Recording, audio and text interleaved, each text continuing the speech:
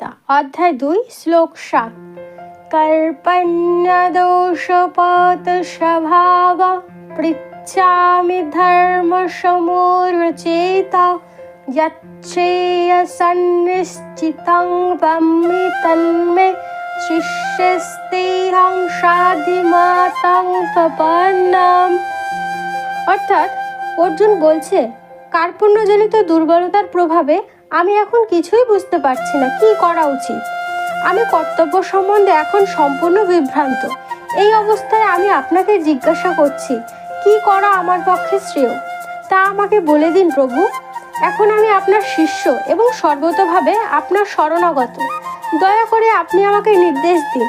অর্জুন ভগবান শ্রীকৃষ্ণের কাছে নিজেকে শিষ্যরূপে সমর্পণ করেছেন, তাই গভীর গুরুত্বের সঙ্গে পরম গুরু শ্রীকৃষ্ণের সঙ্গে আলোচনা করতে চান অর্জুন কিভাবে ভগবদ্গীতার জ্ঞান